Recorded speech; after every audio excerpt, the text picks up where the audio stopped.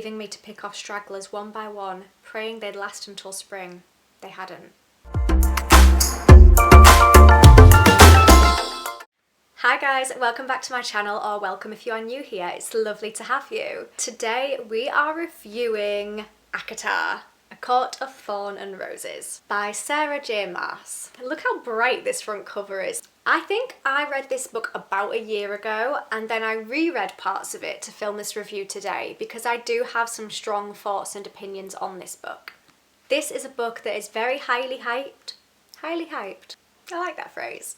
I feel like it is everywhere at the moment. Everybody's talking about ACOTAR, and I have read the full series. Just as a quick disclaimer, there are going to be spoilers in this video. I am not holding anything back, so if you have not read this book, then I am about to ruin things for you, so proceed at your own risk. So firstly, just to start off, I love this book series as a whole. I am going to do a review on the whole book series. However, for the purpose of today's video, I'm just going to be focusing on this one, which is my least favourite. I really like how there is a map at the start of this book. I love that it helps you to put into perspective where the different locations are, and from this as well you can see how close the main character's village is to the fairy realms. So this book is about that divide between the mortal lands and the fairy realms. It's centred around one human named Feyre, and Feyre's village is so close to the wall that divides the two realms, and also shows how huge the fairy realms are compared to the mortal lands, because they are tiny. They're just this tiny, teensy tiny little section. For this book, my overall general thoughts and feelings on it. The author is brilliant, and this is an opinion that has been consistent throughout me reading the whole series. She has some beautiful, tranquil, descriptive writing. Sometimes the dialogue is a little bit on the cheesy side, but I can get past that because I am obsessed with how well written each one of these books is. That being said, this book in particular, I feel like the author started writing it and then decided to change the plot halfway through, which in a way is a good thing because it means it's not predictable. So what I thought was going to happen didn't. There are storylines within this book that feel very, very random and don't make much sense when you then read the next book. And I do feel like she started off writing this, decided somewhat towards the end that she wanted to change the plot and go down a different route, but then didn't quite know how to link that up when she'd already written like 3/4 of the book. That was my general vibe. It just doesn't really seem to make much sense, this one in particular. The rest of the books are all fantastic. They all follow on from each other and the plots are very consistent, which I like. So this is classed as a romantic fantasy, which is one of my favourite genres. So this book is centred around Feyre. She has two sisters, Nesta and Elaine. Their mother passed away when they were younger, and their father has recently lost all of his wealth. So they are in poverty, which leads Feyre to teach herself how to hunt to keep the family alive. This first book is about Feyre's relationship with a fairy called Tamlin, because whilst hunting, Feyre accidentally kills a member of Tamlin's court, and so he takes her away to live with him in exile as punishment for this. I personally really like Feyre as a character. I think there's so much character development in this book alone.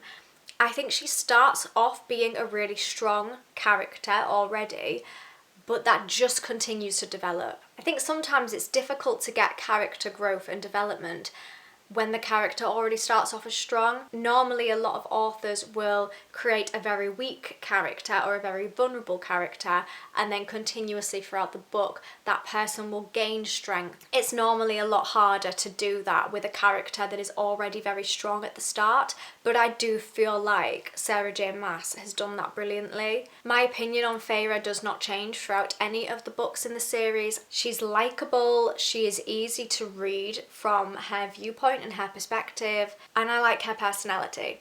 I can't say that about every character in this book, but Feyre in particular, who is the main character, I really like, and that makes the book more enjoyable to read because every chapter is from her point of view.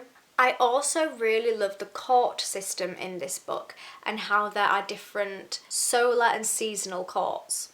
I like how when you visit a different court, it completely changes the vibe. So for example, a lot of this book is based in the spring court, but the moment that a character goes to the night court or the autumn court, it just feels different. And in my head I had a lot of amazing visuals for the different courts. So one of the main plots in this book is that the spring court has suffered a blight or a curse, which leads the characters to all need to wear masks that are welded onto their faces that they cannot take off.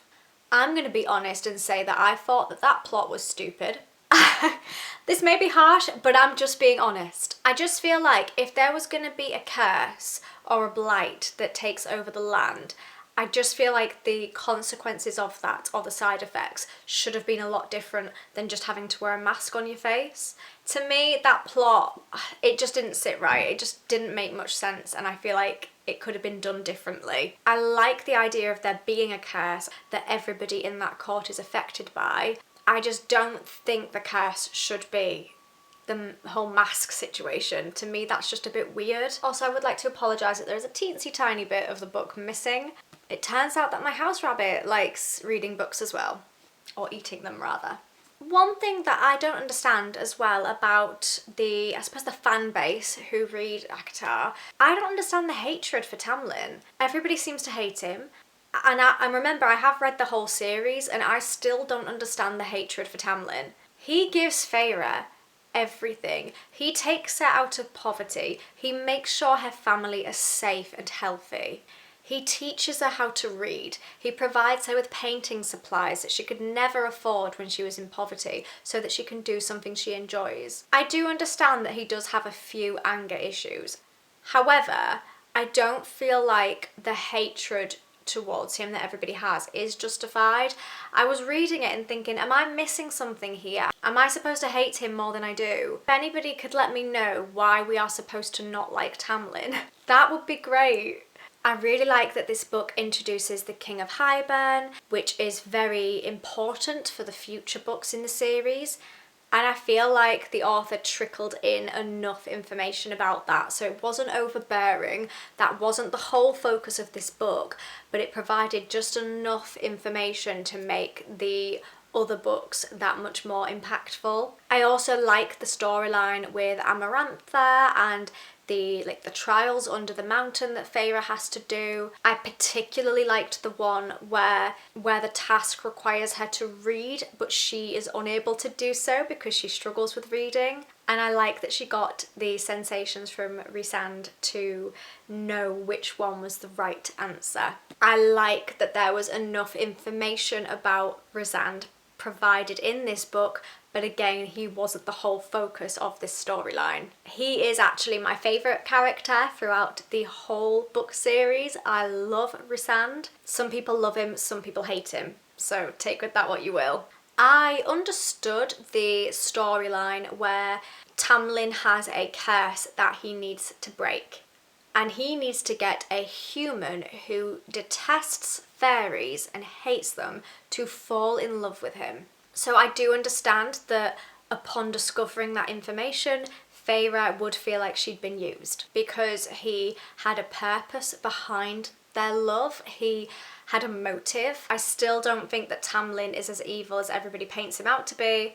Yeah, it's not a nice thing to do, but I do get it. He had a curse he needed to break. He's obviously going to try and break that. And I do believe that he truly, truly loved Feyre. And I do believe that that love was pure.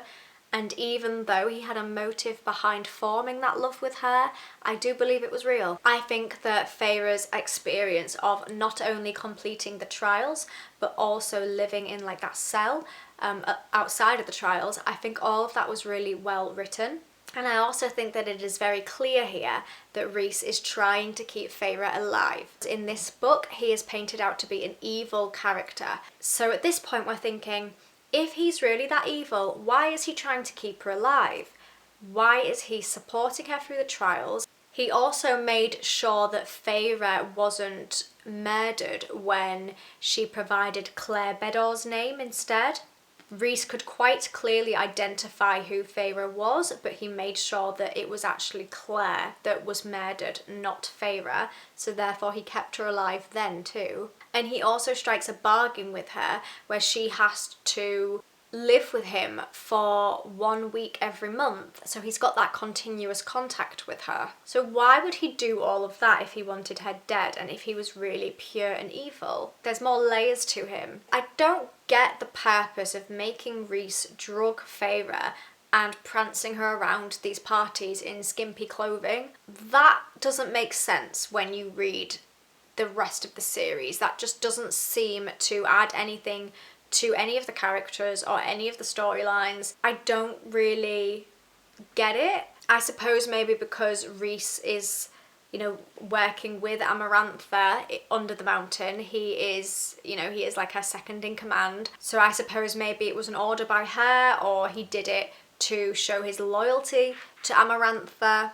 Trying to describe this without spoiling the rest of the books. But I still just don't really get that. I don't think that that was necessary for him to do that to Feyre. One thing that I do really enjoy about Sarah J Maas's writing is that she depicts trauma really well. Unfortunately, in this book there are a lot of characters who've experienced trauma and very difficult life events. I feel like she writes from the perspective of somebody with trauma very, very well. The way that she describes how some of these characters are feeling and how they're experiencing their trauma, it's just very, very beautifully written and also very accurate in places as well. To summarise and wrap up my review, I really enjoyed this book. It's not my favourite. When I read it, I knew I wanted to read the second one, but I also felt a little bit confused. I also felt like the plots didn't make sense. There was a lot of it that I was reading thinking, this feels a bit far-fetched, but for the future books, they are all so much better than this one, in my opinion. This book was enough for me to want to read the rest of the series, but it was borderline, do I just give up? I am glad that I stuck with the series. I'm very glad that I've read the other books, but I just feel like this one could have been better. I feel like it could have been massively improved, and I just feel like for a first book in a series, I think it should be much better than it is, because otherwise you run the risk of people not wanting to read the other books, even though the other books are so much better. So that is my review on ACOTAR. If you've read it, I would love for you to leave me a comment and let me know your thoughts and opinions on it. Did you agree or disagree with anything that I've shared here? I'm also going to do an entire book series review for ACOTAR, but I would also like to review each individual book in the series as well, so look out for that. I also have the Throne of Glass series by Sarah J Maas, which I have not read yet. If you enjoyed this video, make sure to give it a thumbs up to let me know that you did. And if you like my content and you want to see more from me, please subscribe, because it's free and it lets you know every time I upload a video. I will see you next time, or rather you'll see me, and thank you so much for sticking with me today. Have a wonderful rest of your day. Bye for now.